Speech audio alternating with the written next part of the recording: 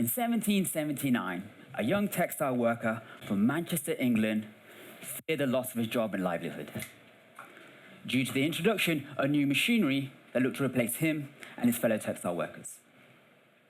So he took matters into his own hands and smashed the machines. Other textile workers heard of his actions and followed in his footsteps. When the authorities asked them, "Why did you do what you did?" they said they were taking orders from General Ludd, and it was the start of the Luddite riots across England. During the 1980s, Sears was one of the world's biggest department stores. Mainly operating in the US, their headquarters was the Sears Tower, which when it opened was the world's tallest skyscraper. But during the 2000s, they were facing significant pressure from other low-cost retailers. So they moved into a fairly newish market known as online shopping and pioneered a lot of the techniques we now take for granted, such as click and collect, free online shipping, and marketplaces for other companies to sell their goods. During the 2000s, Blockbuster was a $4.8 billion movie rental business, not to mention thousands of locations throughout the world. When one day, a heavily in debt, online-only DVD mail order company made them an offer. If Blockbuster bought their company for $50 million, they would run all the online parts for Blockbuster. The man who made him this offer was named Reed Hastings, and his company was Netflix. Blockbuster, holding back their laughter at such bravado from this tiny little company, decided to pass on the deal.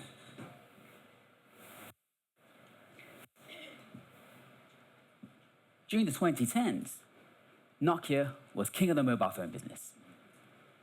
But facing stiff competition from the likes of Apple and Google, they released their range of iPhone killers. Unfortunately, they weren't up for killing much, and by 2013, Apple was now king of the mobile phone business, with Google not far behind. Nokia, sensing impending doom and unwilling to use Android as its operating system, turned to Microsoft, who was also playing catch-up in this new smartphone era. So, Nokia sold themselves to Microsoft for €7 billion, with the hope that they could marry Nokia's hardware know-how with Microsoft's mobile OS and claw their way back into relevancy in the smartphone era that had to be shaping up without either of them. So how did a company like Nokia, that existed pretty much since the 19th century, essentially sell itself to a competitor? Why didn't Blockbuster see the changes that are coming from the internet and just buy Netflix when they had the chance? Why didn't Sears face that competition head on instead of moving into a newish market that it didn't really know much about? And, well, what really made the Luddites riot the way that they did? Hello, everyone, and welcome to my talk, Navigating Uncertainty in Complex Software Systems.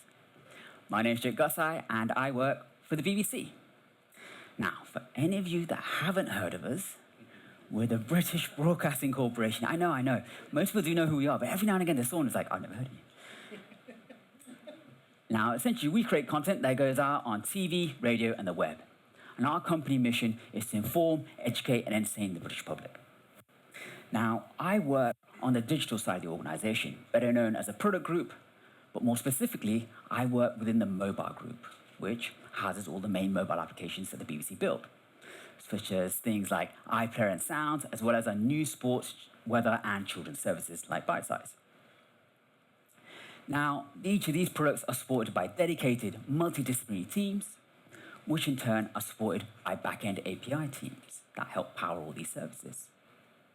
Now, I actually work as a principal tester across the mobile group. And what I'm particularly interested in doing is establishing a culture of quality, which is one where we don't just inspect for quality by testing for things at the end of the development process, but one in which looks to build quality in at every level that we work. From the products that we build, into the processes that we use to build them, and into the very interactions of the people who use the processes to build the products. And I call this approach quality engineering. And if you'd like to learn more, then check out my newsletter where I talk about this and how we go about fostering a culture of quality and building it into our work. But the way in which I do this at the BBC is by spending time with the teams and seeing how they work. And ultimately seeing how we can do things better, faster, and cheaper. But most importantly, sustainably for those teams. And over the years, if there's been one thing that's been consistent throughout all the teams I work with, it's change. It's everywhere. From whether you're working in the office that day or from home, to your team's ways of working, and hopefully a lot less often if you've still got a job. Now, some of those changes, they're really easy for us to handle, and things pretty much carry on as normal. But other changes, well, they cause all sorts of disruptions. Now, those easy to handle changes also because we can quite easily predict what is and isn't going to happen. And so you could say there's high levels of certainty. But those disruptive changes, well, we can't easily predict how it will and will not affect us. And so you can say there's high levels of uncertainty. And the types of disruptions those uncertainties cause can vary from people simply just going along with that change, hoping that, if I just do this now, everything will be fine. Other people see that change coming and go, meh, management doing management things, it will just blow over. Other people are like, nah, not on my watch, I'm out of here, and they leave. And some people are like, no way. They push back, they fight back, they protest, they try and stop those changes. And ultimately, we're behaving this way because we're trying to get back to something more predictable, something more certain. And it's often because we tend to find uncertainty as quite a physically uncomfortable sensation. And so that sensation trying to motivate us to get towards something more comfortable, something more certain. But what exactly is it about uncertainty that makes it such an uncomfortable sensation? Well, our senses are constantly taking in information from our surroundings, which all passes through a part of your brain known as the amygdala.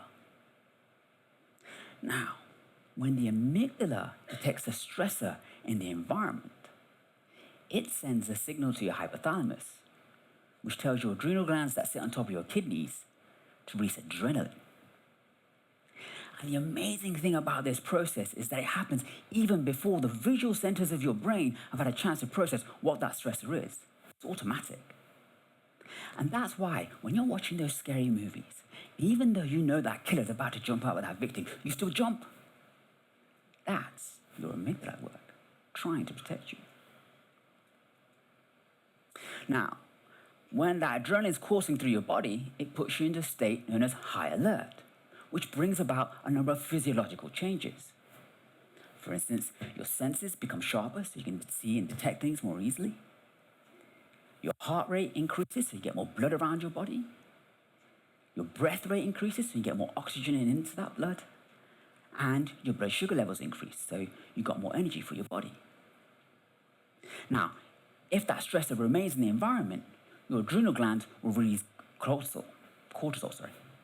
So in some ways you can think of as adrenaline is like starting the car engine, and cortisol is like putting your foot on your accelerator and keeping it there, keeping you in high alert.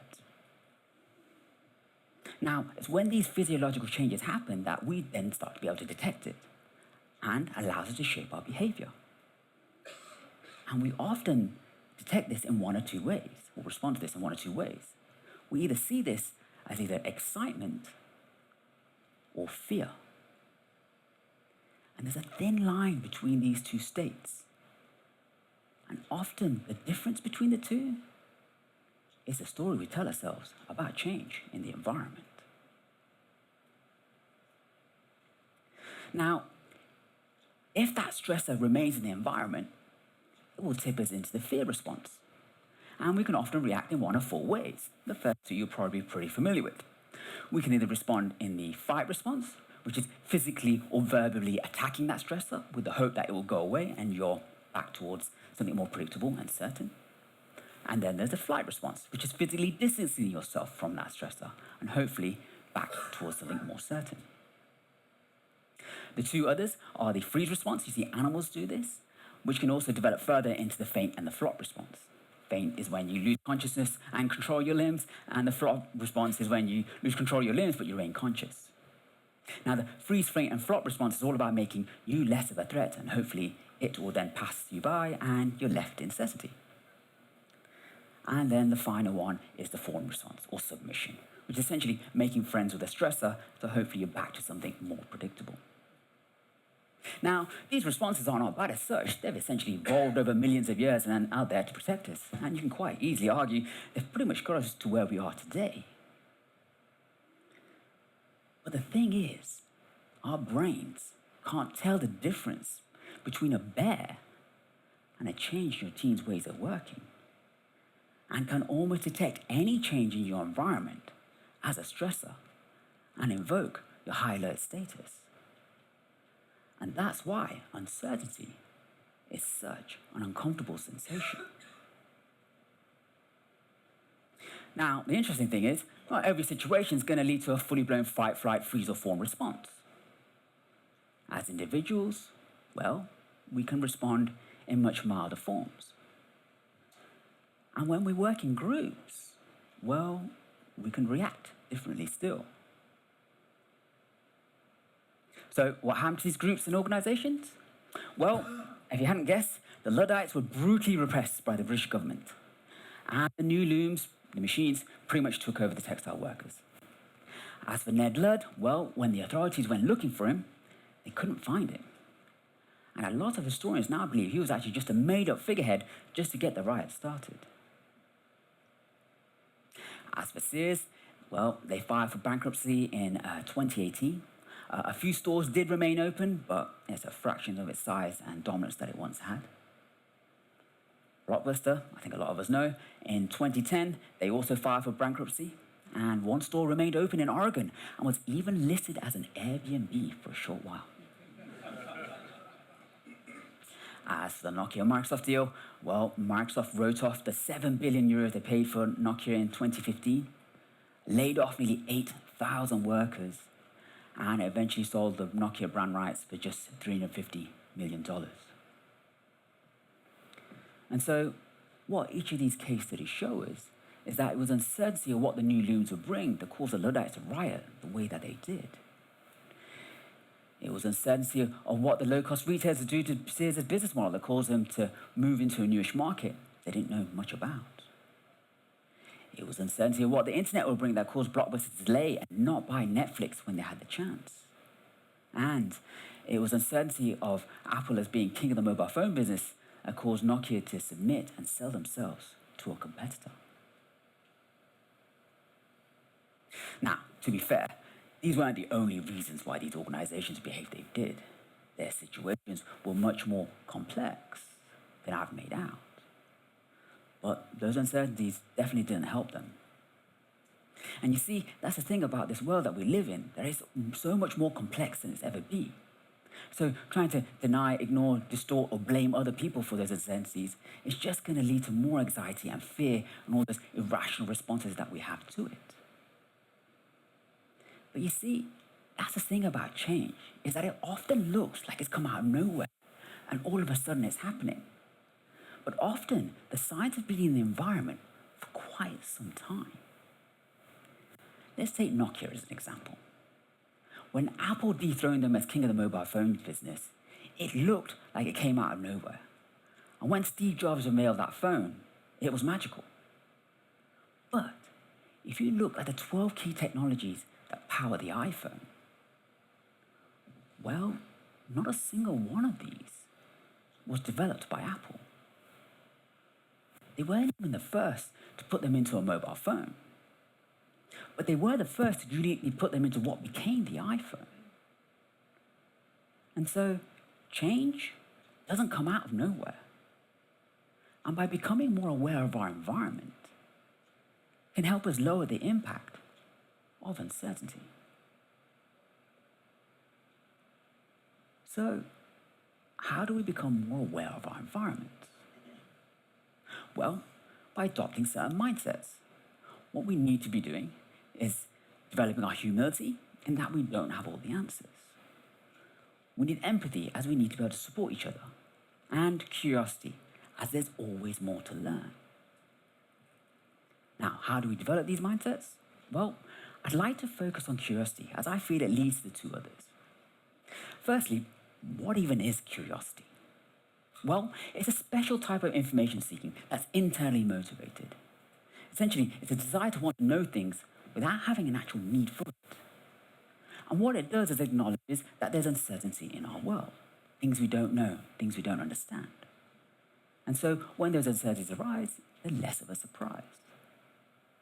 So how do we foster that curiosity? Well, through 4 steps. Step 1, we need to develop wonder, our curiosity to want to know things, and we want to foster this. And what this does is gets us asking questions, which then leads to step 2. Discuss those questions with other people. They don't need to have their answers, they just need to be able to share their perspectives. Which then leads to step 3. Observe yourself and others. What are you doing? What are they doing? Is it helping? Is it hindering? And then the final step, respect yourself and others. Are you ready to discuss these things? Are other people ready? And what these steps do is help foster that curiosity within us and gets us wondering about the world around us and asking questions. And for discussion, humility, as it enables us to share what we do and don't know, and respect, empathy, so that we can support one another. And developing your curiosity about the world in this way works pretty well. But you also want to be feeding your brain good quality information by reading blogs and books, a lot of which you can find online for free. By attending training courses, either self-funding through your organization or finding free online ones. Attending lunch and learns and meetups, a lot of which are free in most big cities. And attending conferences like this one. Now, learning about the world in this way works pretty well for things that have a clear cause and effect relationship that everyone can see and understand. For instance, you can learn about car combustion engines this way. This is something that's well known and been done very many times. You can also learn about programming languages this way, as all programming languages must follow a specific syntax and rules in order to compile and execute. But we're not all going to become software engineers or car mechanics just by reading a couple of blogs and watching a couple of YouTube videos. Why? Well, both these things are complex. And we need to be able to break that complexity down so we can better understand how we can learn about these things. But the problem is complexity means different things to different people. And so we need a unified way to be able to talk about that complexity. And here we can borrow some ideas from the Cynefin framework. And what Cynefin does is enables us to make sense of this complex world we live in and respond appropriately. Now, unfortunately, I don't have time to go into the full Cynefin framework, but if you've not heard of it or not seen it in a while, I highly recommend checking it out, as it's a great framework to work with complexity. As I'm going to focus on a very small, in my opinion, very important part of it. And I'm going to stand over here because I keep cutting out when I stand there. So, complexity. We often think things that are complex and complicated as synonyms. Essentially, different words that mean the same thing. It's just semantics. What Cynefin does is differentiate between these two words in a very specific way. You see, things that are complicated are not simple, but are knowable. For instance, not everyone knows how a car works or how a plane flies, but some experts, like car mechanics and flight engineers, do. And so cars and combustion engines and planes are complicated. Software programming languages are similar, in that not everyone knows how to write code, but some experts, like software engineers, do. And so programming languages are complicated. Now, the difference with complexity is that complex things are also not simple, but they are never fully knowable due to the infinite number of variables within their environment. And exhibit a special type of behavior known as emergent behavior, which essentially means you don't know what it's going to do until it does it. And so you often find systems that have large numbers of people in tend to be quite complex. For instance, things like hospitals and businesses. Now, where this gets a bit tricky is with software systems. Our software systems are getting so complicated that no one person can know it all or do it all. And technology is moving at such a rate, it's getting better, faster, and simpler looking too. Just think of all the package managers and whatever cloud service that you're available to use from now on. All vastly simplified using other people's tools and processes without even understanding how they work. We can simply just start using them. And it often reminds me of this XKDC comic strip. And so our simple looking systems are actually highly complicated. And so modern code is actually built on top of other people's code.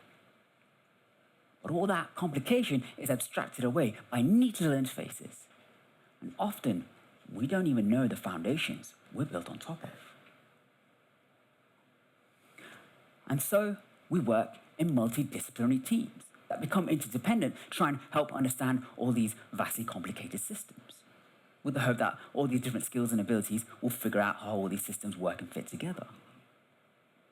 But the more people and teams we add, the more geometrically complicated the lines of communication in our teams become. And all of a sudden, you don't know who knows what and how much. You just have to trust that we do. And so all of this has a compounding effect on the amount of complications within our software systems. And so before you know it, our software systems are not just more complicated, they're actually complex.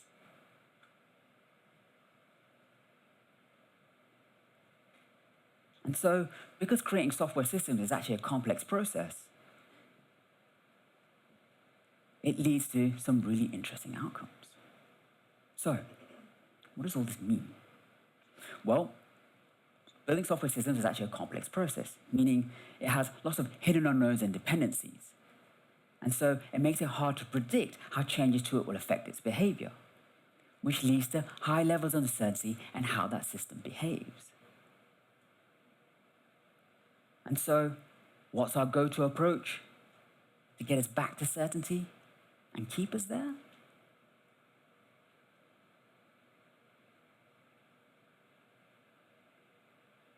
Testing.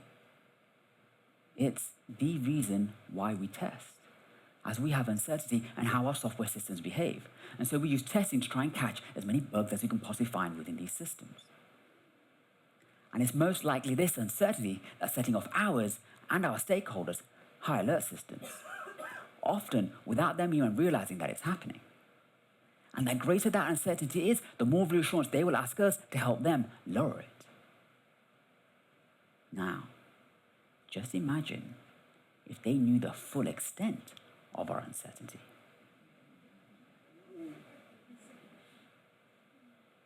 And so, we use testing, with some teams using more exploratory methods, what some may call manual testing, and others using more automated forms to try and catch as many bugs as they possibly can within those software systems. And this approach works quite well for systems that are fairly simple and have a clear cause and effect relationship that everyone can see and understand. But that's not what's happening. Our software systems are not just getting more complicated, they're getting more complex too.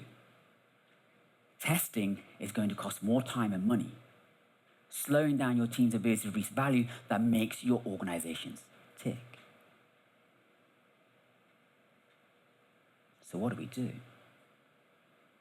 Well, we could, not a lot of people are going to like this, do less testing, just ship it, see what happens. But that's probably going to increase that uncertainty, not decrease it, so that's probably not going to be a great approach. I know, let's add more testers. Try and do more in less time. Wait, but hold on, isn't that going to increase the lines of communication in your team? Further increasing that complexity? Which is probably just going to increase that uncertainty, not decrease as we hoped. And not to mention the cost of all those extra people. So that isn't a great idea. I know, automation, that's what will solve this. But wait, hold on, isn't that going to increase the amount of dependencies in our code base? Making it hard to understand what is and isn't covered in those automation tests, and so further increasing that uncertainty, not decreasing as we hoped. So these last two approaches, well, they're actually pushing testing towards the end of the development process, further keeping you in that state of kind of when the change is made to when you find out where it is, further increasing that uncertainty and all those irrational responses you get towards it. But hey, teams still try. And so what you find about these approaches is that it's framing testing as bug catching, We do testing to catch bugs, to help lower our uncertainty. And so our default approach to the complexity problem is to do more of the same. Do more testing, catch more bugs. But what if we reframe testing? What if we reframed it as uncertainty reduction? And instead of asking, how do I do more testing? We ask, how do we reduce our uncertainty? And what this does is invokes our curiosity and gets us asking questions.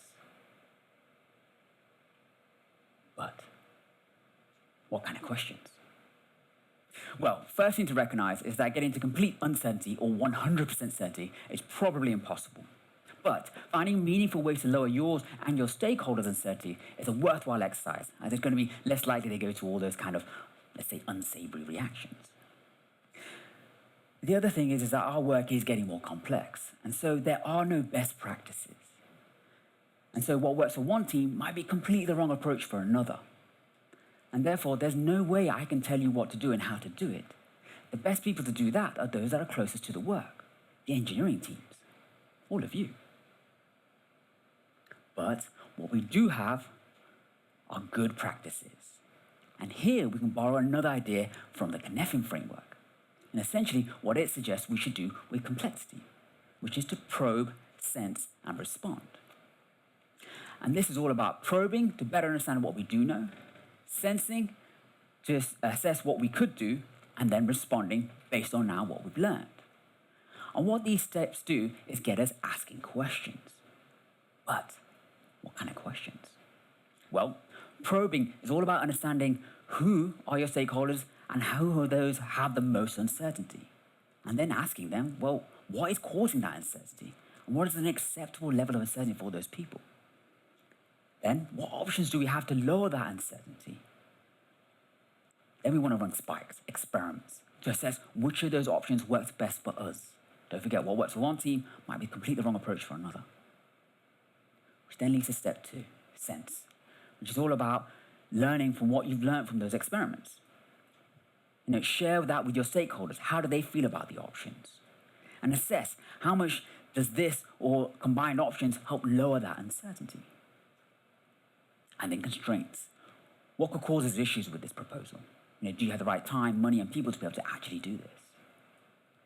And then respond, which is all about action. Decide on which proposal and carry it out. And then check, has it lowered our uncertainty to an acceptable level? How do your stakeholders feel? And then repeat that until the certainty is lowered to a point that is acceptable. And then, for each of these steps, you still need the core mindsets of curiosity, in order to learn and share what you do and don't know. You still need humility, as what you may know may be incomplete or incorrect. And empathy, because those proposals you carry out, well, they may well fail, but you might have learned something, which helps you go back around the process. And so what this approach does is enables you to better understand who has the uncertainty, where is that uncertainty coming from, what can you do about lowering it, and then actually finding proactive ways of lowering it other than just using more testing. So, to recap, what have we actually covered here today? As the saying goes, change is inevitable, and it's change that leads to uncertainty. Now, we are biologically predisposed to react to that uncertainty. And if we let that uncertainty build, well, we can react in some quite interesting ways. Now, while we can't stop our brains from reacting to that uncertainty, we can, with time, teach it a better way to respond and show it that its first reaction, just might be a tad over the top. Now, unfortunately, our software systems are not getting simpler, but more complicated and complex too, slowly cranking up the amount of certainty we have within our software systems. And if we let that uncertainty build, it will make us and others resistant to change and desperately trying to hold on to the status quo. what we need to be doing is becoming more aware of our environments, about how our systems work and how we can make them better. And by probing, sensing, and responding, we can better understand where our uncertainty is and how we can go about actually lowering it. Which then allows us to reframe testing as uncertainty reduction, and it becoming one of the many tools that we have at our disposal in understanding how we can lower the uncertainty we have about our software systems. So to finish, as the saying goes, change is inevitable in this complex world and will almost certainly lead to uncertainty. Now, we can fall back to our biological responses, our evolutionary ones, or we can decide to respond in a different way. And often, the difference between these two states is the story we tell ourselves about change in the environment. So thank you very much for listening to me today. If you'd like to learn more, then check out this link at the bottom of the screen, which has all my slides and sources material and everything else that I use to put this together. If you'd like to learn more about quality engineering and how we go about fostering our culture of quality and building quality into our systems, then check out my newsletter where I talk about this and very many other topics. We may have time for some questions, but otherwise, I'm around for the rest of the day and this evening too, so I'd love to hear what you think and what you thought and what you like and what you don't and all the rest of it. Come say hello, but otherwise, thank you very much, everyone.